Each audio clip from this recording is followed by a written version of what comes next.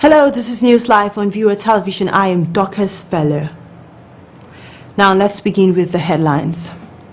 Final victory against terrorism within sight, says President Muhammadu Buhari. Allow peace in Nigeria, Sultan of Sokoto tells politicians. Plus,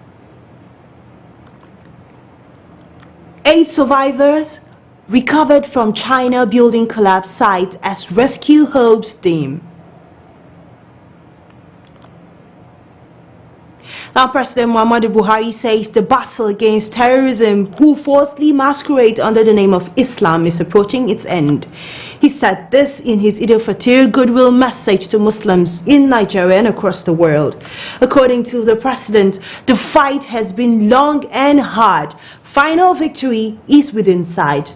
Boko Haram and its offshoots' final embers are now fading, says the president. The president also directed increased coordination and cooperation among security agencies.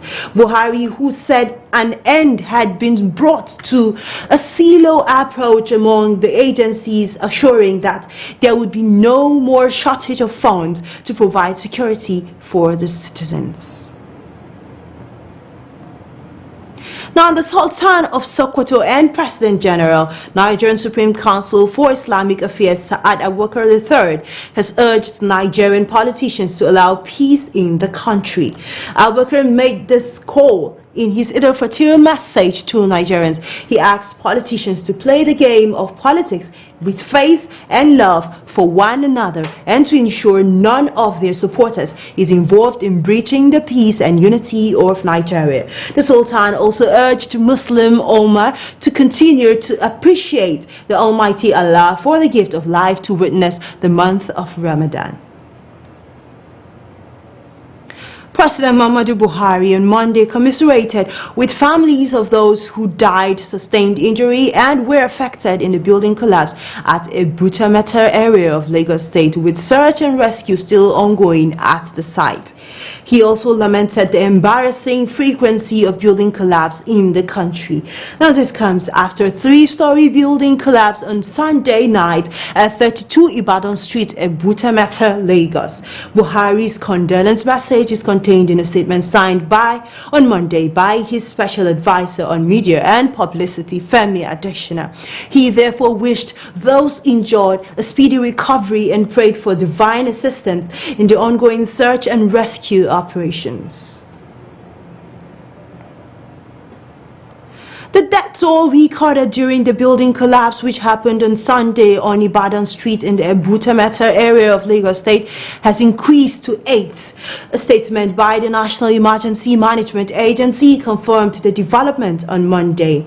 The recovered corpses were deposited in some of the vehicles the emergency responders brought to the scene of the incident. Thereafter, the corpses were taken to the mortuary. No fewer than 23 persons, including children, were said to have been rescued alive. The acting coordinator, Nema Ibrahim Farinloye, said the collapsed structure had been marked for demolition. Now, the Adamawa State Governor Umar Fintiri has tasked politicians to desist from activities that will create disunity among citizens. The governor made this call after participating in the Salah prayers at the Iola Eid ground on Monday. Fintiri, who spoke to journalists after the prayers, congratulated Muslims on the completion of the Ramadan fast and urged them to continue to pray for peace and prosperity of the nation. He called on politicians and the electorate to ensure campaign of bitterness as election period sets in. Love for one another as citizens of the country and as a state, so that we will continue to develop as people and as a country. We are gradually going to an era of politics, and I think we should also move in with the spirit that we have learned during the fasting period, that we should respect one another and play according to the game, so that God Almighty, the giver of power, will give us the right leadership that we require to rule the country and the state, so that we will continue to do the best for the common man. Now, when Newslive returns, Chief of Army Staff says Army won't involve in 2023 election politics. Details of this and many more right after this break.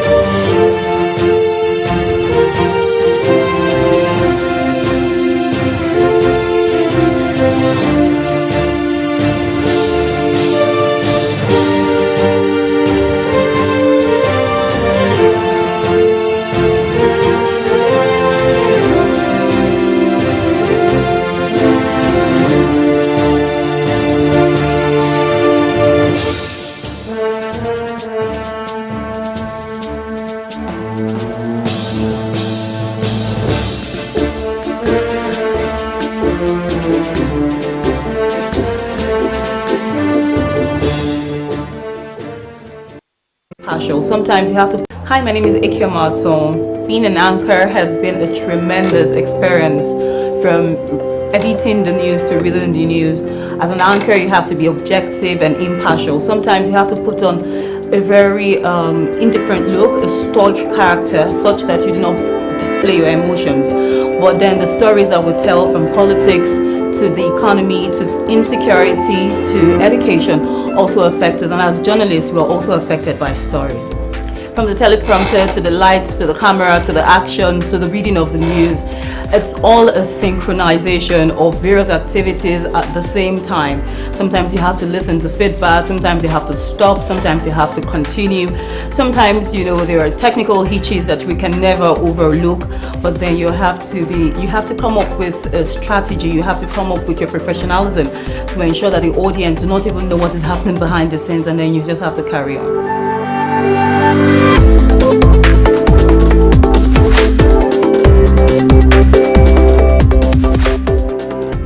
The game of polo, it's my life. Polo is good. So I just started and I'm still learning the basics. But I hope to be a pro in this game, and God being by my side, I know everything will be fine. I started 4 months ago. I started stick and ball 4 months ago, though I attended the riding course in Pakistan. I've learned the riding basics, but the game of polo 4 months ago, I started stick and ball. Every day we mount on the horse, we pray, and once we come down, as you can see, I was about ending and I fell from the horse. It's a normal thing. In horse riding, if you don't fall, you've not started yet. So you need to train. You can see I'm sweating, I'm eating banana, it's part of it. You must train, you must eat well, and you must learn properly. I've chosen polo to be my own sport, and I've always looked up to people like General Kazir Fire, General MSA Aliu, Colonel Y. Bello, and General Laka. Few of them, I've looked up to these people. These are great polo players, and they've always encouraged me to play the game of polo.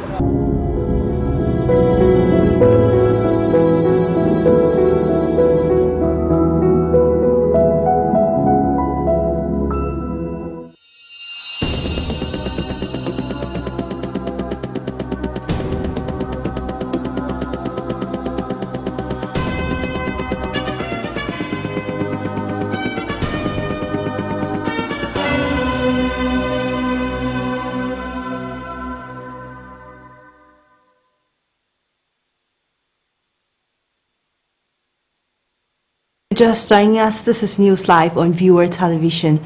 Now a recap of our top stories. Final victory against terrorism within sight, says President Muhammadu Buhari. Allow peace in Nigeria, Sultan of Sokoto tells politicians. Plus, 8 survivors recovered from China building collapse site as rescue hopes dim. Now, the Chief of Army Staff has said that the military will not involve in politics ahead of the 2023 elections. Rather, it will be loyal to its constitutional role in securing the Nigerian territory against violent criminals. He ordered troops to be ruthless in eliminating terrorists, bandits, and other criminals. The Army disclosed this at the Combined Army Air Force Salah Luncheon in Maiduguri. Now, here's the report. The first combined Salah luncheon of the Nigeria Army and Air Force had in attendance the 2 service chiefs and officers, families, as well as recuperating troops of Operation Haɗin Kai. It was a festive moment as guests were thrilled with entertainment from cultural troops, stand-up comedy, and more. I said, nothing, sir. He said, what did they pursue you? I said, I just want right from my heart. He said, young man, you're under arrest. I said, special delicacies were also served to honor wounded troops of Operation Haɗin Kai and fallen heroes who paid the supreme price. The Chief of Army Staff, Lieutenant General Farouk Yahaya, said the military will not engage in politics, saying it will only discharge its constitutional duty in defending the country. He ordered frontline troops to be ruthless in eliminating terrorists, bandits, and violent criminals, adding that more logistics and artilleries will be provided to accomplish the fight. We should all be ruthless with the terrorists. We should be ruthless with the bandits, ruthless with the kidnappers, ruthless with all violent criminals. The Salah gift I expect from our gallant troops is the neutralization of these enemies of the state and capture and retrieval of their weapons in order to make our dear country safer. And as we approach the decision of heightened political activities and build up to the general election in 2023, we will remain apolitical. We will remain professional and committed only in the conduct of our constitutional duties. Hopefully, sanity will soon be restored in Sambisa, Madara Mountains, and the Timbuktu Triangles and Lake Chad region. Also, more helicopters such as the Agusta 109 Trekker and an A129 Mongusta are also being expected. This platform will enable us to sustain the sanity achieved so far. And we have seen a lot of progress, especially here in the northeast and Borno State as the epicenter of the insurgency. We want to thank all those gallant officers. The motive behind the combined Salah luncheon of the Nigeria Army and Air Force is to build partnership and strong synergy among the security agencies in the fight against security threats in the country. Petrus Kuruti, Viewer Television News, Maiduguri. Now, still in Borno State, the Borno State Nigerian Labour Congress (NLC) has demanded for the implementation of minimum wage in some states and the federal government to settle the negotiation dispute between ASU 3-month strike. The union also calls for the autonomy for local government, states, judiciary, and legislature, as well as payment of gratuity, promotions, benefits, and pension. Kurti Bitrus again has more of this story. Sunday's May Day at the El Kanami Warriors Sports Center was a low-key celebration for workers of Borno State. The state workers and other colleagues in their numbers marched to reflect this year's theme, labor, politics, and the quest for good governance and development. The challenges the Nigeria Labour Congress and Trade Union Congress want the government to immediately address are the implementation of national minimum wage, resolution of the issues between the federal government and ASU over the 2009 agreement, and most importantly, the payment of pension and gratuity. Despite these challenges, the union acknowledged the prompt payment of state salaries, disbursement of 12 billion naira for settlement of retirees' gratuities, and however called for the payment of local government salaries and grants, among other demands. Worrisome are those retiring and their benefit being computed on their present salary level despite the fact that they were genuinely promoted.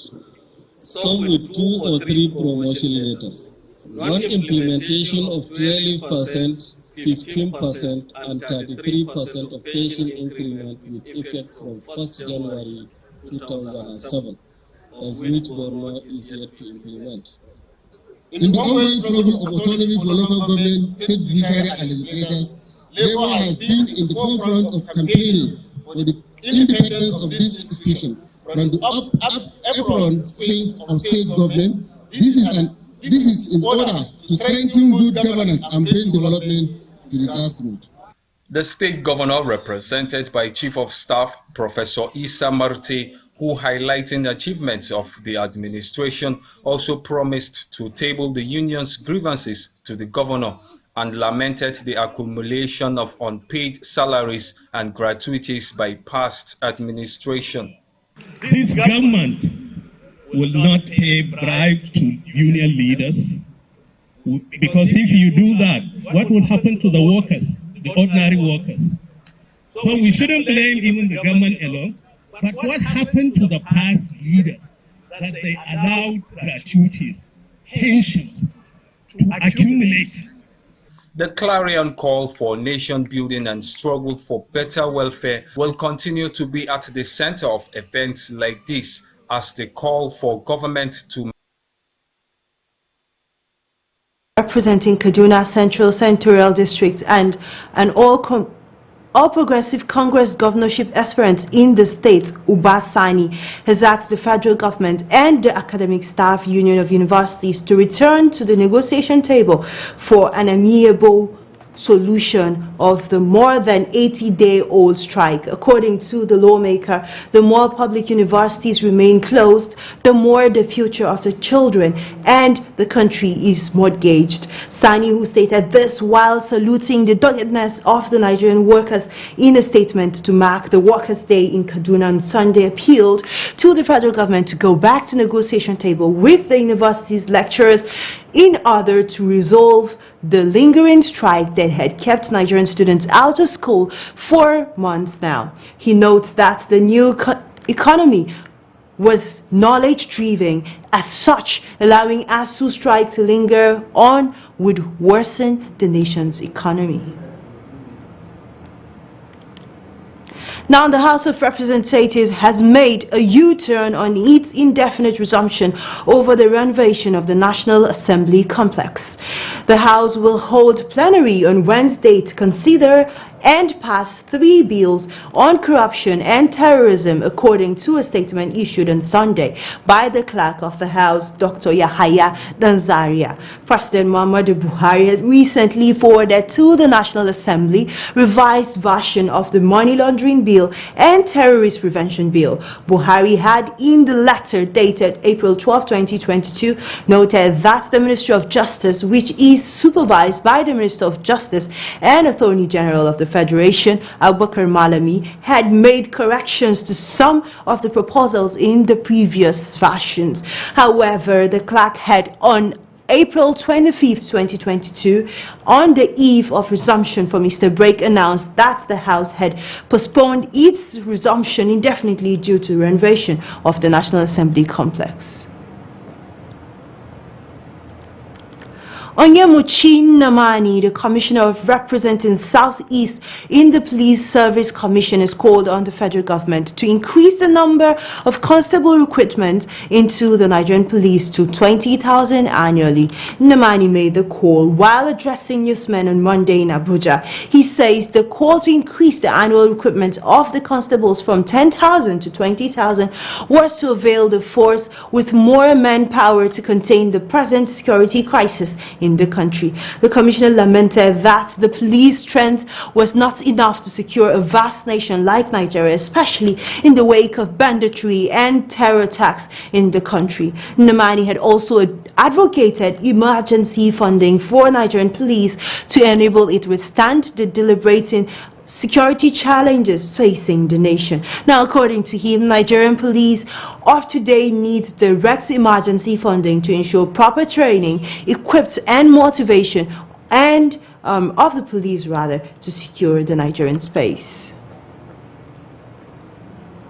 Now, in the world of football, World Football Body FIFA on Monday fined Nigeria 63.9 million naira following violence that occurred at the Mashood Abiola Stadium, Abuja. That's on March 29th after the country's failure to qualify for the 2022 World Cup in Qatar. FIFA also ordered the country to play their next international match behind closed doors. FIFA, however, gave room for appeal. Hundreds of fans encroached the pitch, destroying the technical area and pelting the VIP section of the stadium after Nigeria played out a 1-1 draw against Ghana, which saw the Super Eagles crash out of their final playoff for the 2022 World Cup on the away goal rule. FIFA Disciplinary Committee in their summary jurisdiction over incidents that occurred during the World Cup qualifiers delivered the sanctions in a letter updated April 28. According to FIFA, Nigeria's fine were a result of failure to implement order and security at matches. That's the failure to implement existing safety rules and failure to ensure that law and order are maintained in the stadium. Invasion also of the field of play and throwing of objects. Now, the violence, according to FIFA, breached Article 16 of the FIFA Disciplinary Committee.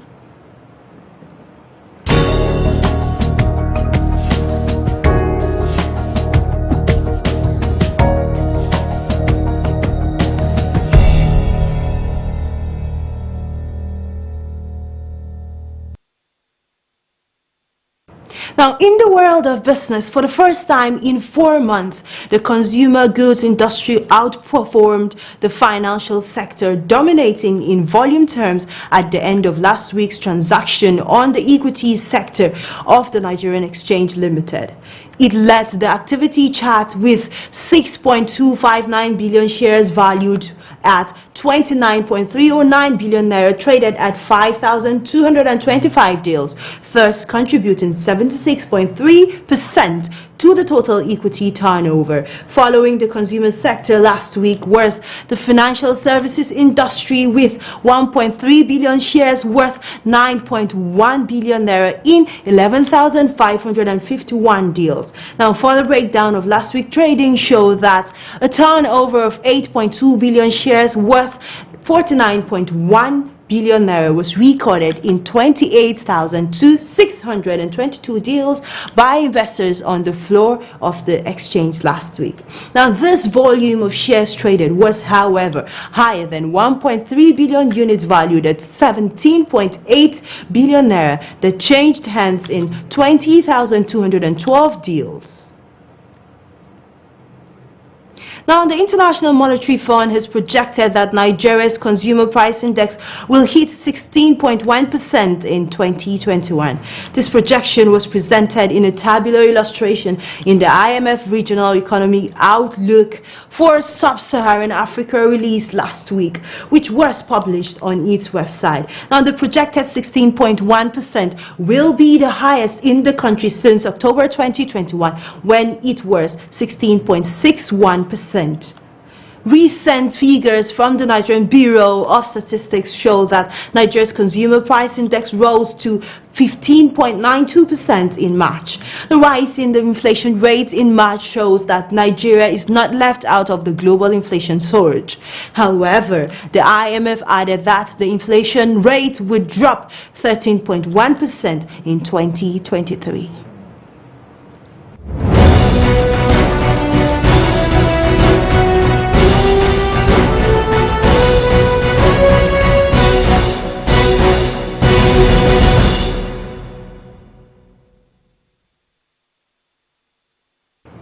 Now, in the international scene, one person was pulled out alive on Monday from the rubble of a building that collapsed 3 days in central China, state-run television said, with hopes of finding more survivors fading fast.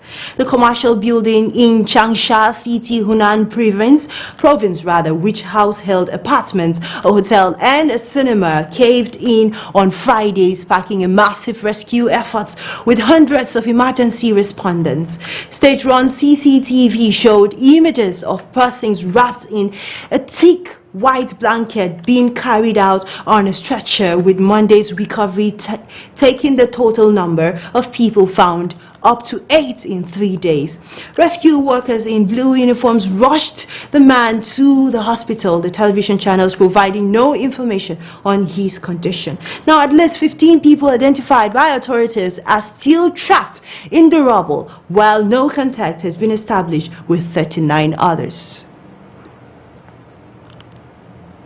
Still in China, China's commercial capital for Shanghai has reported 58 new COVID-19 cases outside areas under lockdown, while Beijing pressed on with testing millions of people. Now, according to the authorities, coronavirus measures in Shanghai has strived to rear public anger, with millions of the city's 25 million people stuck indoors for more than a month. However, the data show that 32 new deaths on Sunday compared to 38 a day earlier, and a total of 6,804 new local cases, down from 7,189 the previous day. But the fast-spreading Omicron variant has tested China's zero COVID-19 policy this year, an important one for President Xi Jinping, who is expected to secure a precedented-breaking third leadership term in autumn. 8 people died, including 6 children, when a fire ripped through a poor community in Philippines' capital of Manila on Monday and destroyed 80 houses. A fire official has said this. Now, another 3 people were injured in the blaze, which started around 5 a.m. on the second floor of a house in a crowded informal settlement inside the sprawling campus of the University of Philippines.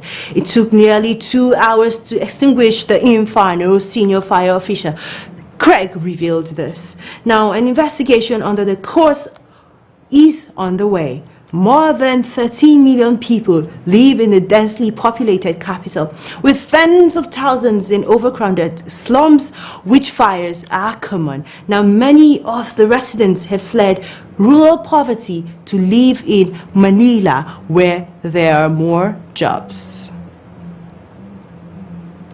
Now, in Ukraine, Vadmin Mushokovs used to specialize in swords and breastplates for medieval justice competition, but after Russia invaded his homeland, he turned his passion for historical weaponry to the modern day. The small dark workshop of the medieval combat enthusiast and self-taught blacksmith is full of swords and blades at various stages of manufacture and design for different pieces of armory. A mannequin sporting metal shoulder blades stands forgotten in the corner as the craftsmen switched their attention to bulletproof blades that can be fitting into fighters' vests. Mirychinchenko has 20 years of medieval combat tournament experience, with several broken ribs to show for it. В армию уже не брали. сказали, что войска укомплектованы и как бы люди не нужны. Поэтому вот как бы этим и занимаюсь. Если что-то и пробивает саму металлическую плиту, то оно застревает в транспортерной ленте. То есть вообще в оригинале в военных бронежилетах сюда ставится слой кевлара, но так как он очень дорогой, просто неимоверно в нашей ситуации, и его очень сложно достать, мы используем вот транспортерную ленту. І каже, під обстріл попали їх батальйон. Майже здоровий, тільки ребро поламало трошки.